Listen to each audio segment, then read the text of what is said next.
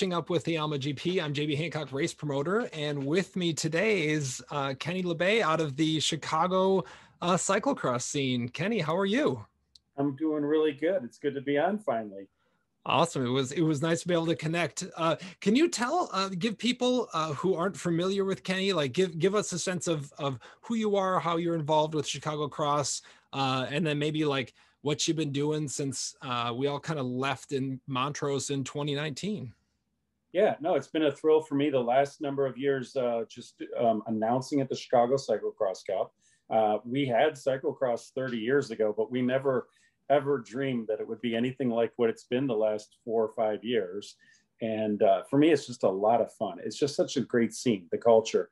And every year, there's just more hijinks and the courses are trying to outdo each other. And, you know, as people are even thinking about gravel and stuff, we're holding tight. We're like, we're bringing nationals to Chicago this year. It's not us, it's not the Chicago Cross Cup, but it's going to be right in our backyard there. And we couldn't be more excited. And so 2020 was obviously for so many people so difficult. For me, it's just kind of like, man, we had a whole lot of momentum and we're going to hope to pick up right where that's from. But, we'll see how that goes as people get those legs turning. I think that more people are going to be requesting the one category downgrade, for the first couple of weeks. That's right. Yeah, I looked at actually the staging system. I was starting to get emails, like how are things going to get staged? And I was thinking, well, of course, I'll just use USA Cycling. And I looked and like everybody is at 600. I'm like, okay, that's not going to work. I guess we'll go with cross results. And yeah, I think there's going to be a lot of kind of figuring out still this year as we still transition back into racing. Yeah, you can't just pick up the storyline where it was. Some people have suffered, moved on, struggled. And then some people have been training in their basements, like they're literally training for Jingle Cross, a World Cup level, or the U.S. National Championships for the last, going on, well, I guess about 15, 16 months now. Yeah. So absolutely. it's gonna be an unknown quantity. So we'll see what we get. Well, we're excited to welcome you into the Alma GP family this year, announcing with Mr. David Palin on top of one of our Avalon Pontoons boats. And so that'll be a new experience for you. Can you tell me a little bit about kind of your history with announcing in Chicago? How did that start, and a little bit about your cycling background? Yeah, no, I mean, I've been riding since I was a junior. And then, I dreamed of the whole 10K dream of going pro, and never really happened. I got a job with the post office, and then they started sponsoring a little bike team. So I ended up riding for that bike team. So that was kind of cool. And that was a lot of fun. I rode like full time for 4 years, just a domestic crit scene. It's weird how dreams can work out, sometimes not the way you originally planned them to. So it's been really good. And then when I was done racing, I just kind of moved right into just announcing local races. I don't have any huge ambitions. I don't really, aspire to become the next Tour de France voice. Although when you listen to it on the TV and that guy is just going in French all day long, I'm so freaking envious. I'm just like, man, I wish I could just roll like that all day long. So, but we have such a good thing in Chicago. I help out and I announce at the Velodrome. There's local events. I help out with those and have fun with it.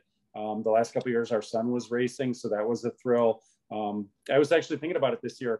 I'm probably, this sounds really weird, but I'm probably the only person in the world that announces at two velodromes, because on Tuesdays I'm at Kenosha and on Thursdays I'm at Northbrook, and it's the most quirky thing, but they're really good little programs. And so the voice will be fine for Alma GP. I'm going to be just on, we've already been racing track for 2 months.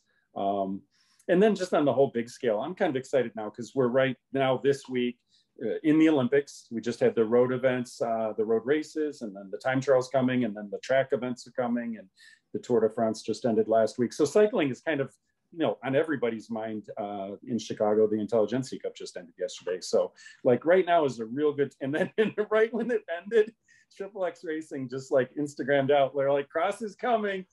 Relay cross at the end of August, which is the unofficial kickoff for Chicago. It's like a relay where the points don't matter. So staging won't be a problem.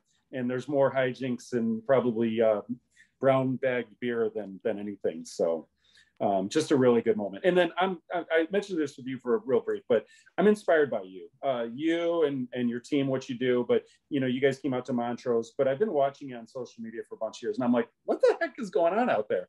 It's like you've created a really cool buzz. So for me, it's truly going to be a lot of fun just to come out there and be part of it and take it in and become even more inspired. So I'm actually going to bring some of that energy you have back to Chicago because we start after your event. Well, that's awesome. Yeah, Montrose was great. We got had some fun stand-ups with the Alma GP. Thanks to Matt Henderson, hooked us up with a nice tent spot right on the side of that. And yeah, I mean that when I think back, that was the last race that I've done. I haven't raced yet this year, and I'm hoping to be able to squeeze something in before the cross season starts, but we'll see. But when I that race at Montrose got me through a lot of 2020, and it was that's what so much of cross was for me, is just that, like, the whole bunch of people that I have no idea who they are, but they're all having a really great time, especially in that last race of the day. And to see some of my friends that we brought down from Michigan be able to line up, and we're, I don't know, 80, 100 people or so at that line, and it's not something that we normally experience anymore here in Michigan. So it's such an electric environment, and of course what you're doing on the microphone to help make that part of such a vibrant scene is not to be left undone there. But appreciate it. When I first started, I actually announced for John Meehan at Jingle Cross in 07 and 08, and I'm like, the first year I was like down in those fairground buildings and everybody's up on Mount Crumpet, and it was crappy weather, which I'm a mailman, so I was fine, I loved it. But it was like the second year I came back in 08, it was even worse weather. And I'm like, what am I doing? I'm like just talking all day, and the riders all go in order of pretty much the start. It never changes. There goes Chris Horner, 4th place. There goes Jason McCartney, whatever it was. And I'm just like, I don't understand this. But like now, what you mentioned at Montrose, we try to replicate, and we don't try to carbon copy. They're trying to outdo each other. So like one year they set up a moat, and there's like dancing sharks, and there's little rubber duckies, and so there's a lot of little creative twists because they're individual promoters, and we don't have a pontoon boat, so we're, like I say, we're going to learn best practices. There you go. Pontoon boats and flamingos at the Alma Grand Prix for you. Right. All right. Are you ready to transition into the 3 questions? Well, I don't know if I can outdo what Maria did, but let's just go ahead and try it. Those are pretty good. All right. So as normal, right? Kenny has no idea what's coming here. So first off, of course, you're in Chicago, and so I have to ask you the question, and I'll preface this by saying that both my parents grew up in Chicago, and most of all of my relatives are basically living in Chicago. So Cubs or White Sox? Oh, Cubs, yeah. All the way. Okay. But yeah, I mean, without a doubt, you can't be both. And anybody who says so that's easy. But yeah, there've been like 84. I lived, bleed Cubby Blue, and then we would have lost to the Detroit Tigers. That I understand. They opened up 35-5. They coasted 500 ball the rest of the year. We knew they were going to win, but it would have been a rematch of the 1945 World Series, which was the last time we made postseason ball. So that would have been totally cool. But then I guess the league said you don't have lights, so you can't play. And we even clobbered San Diego in the opener 13-0. I think Sutcliffe hit a home run. We were up 2-0. We were on a roll, and it's a 5-game series. But then we lost, and that just like kind of devastated me. But then the bike really took over from like 85 through 89 and beyond. And then 89 they had like a winning year, but I was racing my last year as a junior, so I was like hold on one moment here. Okay, there we go. I was like, no, I'm not going to get sucked in again. So 89, I was so busy racing crits. We were racing Super Week with Carney and Hincapie and Chris Collette and all the big names. Oh, it was so good. And I was like, yeah, the Cubs are winning. I already know how that ends. So, but we had a great time when they won the World Series. Obviously, one of those in your lifetime things. So absolutely. And then, when the White Sox won in 05, we were on the couch. Our son, I think, was 2 weeks old, a week old, Nick. So we were clapping. We're like, Chicago's in the World Series. Of course, we're going to cheer for it. Canerico, he would change his batting gloves between every pitch, in the batter's box. He always had to redo the Velcro every single pitch. So, but no, that's always going to be just Cubs. And anybody who tries to say both teams, they're not really Chicagoans. That's funny. Yeah.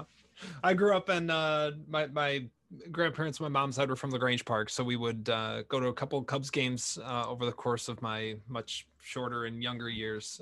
So I would say that I'm on the Cubs end of that spectrum. I rode a BMX bike from Mount Prospect to a friend's grandma for lunch, and then we rode over to Wrigley Field and locked them up in I think it was late July or early August. I think it might have been early August 1984. So I was 12. So he was like 14 or 15. So the two of us rode down to Chicago, which probably for us was probably like about 17 miles or so one way. Locked up the bikes and went to the ball game. You know, bleacher tickets in '84 were like $5. You know? Not anymore. No, not anymore. Not anymore. All right. Now, I'm not exactly sure where you're going to take this one. So this is a little bit strange. What would make the best looking cyclocross kit if one of the following was industries or businesses was the title sponsor, right? So what's in your brain, which one of these would be the best looking cyclocross kit if these title sponsors, US Postal Service, UPS, FedEx, DHL, or like some other parcel carrier that I don't know? Yeah, no. Well, Amazon does their own packages, so we could have a lot of jokes with that. There we go. They would be like crashing in every corner. No. We're gonna edit this stuff out, right? Of course not. I'm really stumped because we already did this like a rerun. We already did the whole postal service in Lycra. So, yeah. I don't know. The DHL, that's the German fans. Oh gosh, you stumped me here. Like the whole postal service, I had like all those kits, and I was like, you know, all that stuff, it was going to be my retirement. I was going to like sell all that. It was going to be worth a lot. And then apparently like Oprah got a hold of us and it just ravaged it. So the whole value of it just depreciated. So I don't go around saying, oh, I was like teammates of Lance Armstrong or anything anymore. So, oh man, give me 2 seconds. Okay. So just for our listeners, right? US Postal, UPS, FedEx, DHL, or like the others that I don't know about. So what's you like to design the kit? The whole kit. Imagine like that's the only sponsor on the kit. It's them.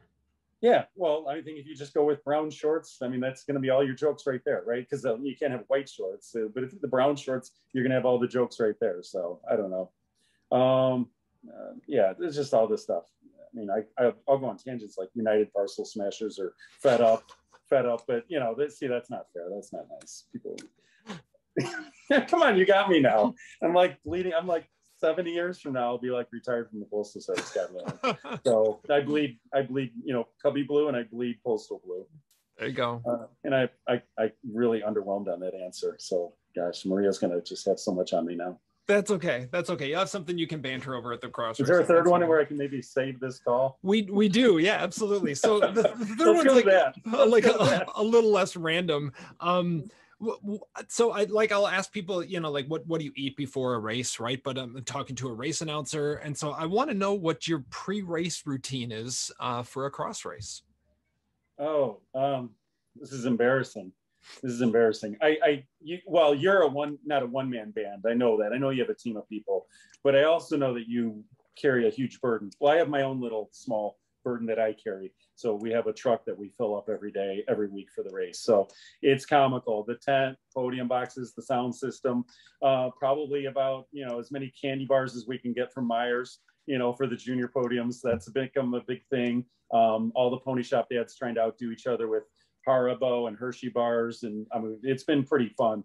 So my pre-race routine is kind of, and then the last couple of years, it's real. Now I do like poster board for my own purposes. I'm kind of like pretty simple. Like I just like to talk about what I see, and I don't really remember as much, but if I write it down, I remember it better. And if it's in front of me, sure, I have like the device, I can have the iPad, but like in live, you know, I have data and everything, but it's, oh yeah, I'm going to go search in the bike reg or find your cross results and get your ranking. No, the race is going on right now. So as a matter of convenience, it's grown that I do these charts. And so when the numbers get released from pre-reg and then it all sorts out, Thursday and Friday, my pre-race is doing like third grade artwork on these posters, which really helped me out. Cause then everyone's like, man, you know everything. And I'm like, I really don't. If somebody walks into my tent when I'm at the porta potty and takes this board, the rest of the race is like, I'm not gonna have anything to talk about. So, yeah, the pre-race routine is, rolling out, and I got to make sure there's just enough room in the truck for our son for the last bunch of years that he can, like, 4:30 in the morning, go crawl in there and go to sleep, and then get there and unload it all. I'm going to confide with you, and hopefully the listeners, this will get edited out. They won't see this part. I told Jason, like, it's too much. I said, I'm wearing out. I'm giving you like 5 years notice. And that was right before the pandemic. I literally said that to Jason. I'm like, the director, I'm giving you 5 years notice, but I said I retire in 7 years. So if we can just get to that, then I'll be back revived. And so, like, this year off for me has been kind of like a reset, and I'm going to hit it with a lot of energy, just because I kind of feed off of it. Like, if the race is looking like it's exciting and the riders are trying, I just take that and blast it back. And I don't want to talk about anything else other than what's going on there, and that, I think it just is reciprocal. It just becomes fun. So yeah, though you're putting me into the race mode. I was going to hold off for another 2 or 3 weeks, but after the call, we're going to go and look at your pre-registration numbers. And I know that when we get to Relay Cross in Chicago, I'll be on the mic. Alma GP is going to get mentioned a number of times. So that's going to be a lot of fun, because we would really love to have not only a lot of riders come out to Michigan and give what you have a try, but then get a jump start, because, Cyclocross is going to be right after that. And, like you said, if you haven't raced in a while, you have no idea where you're at.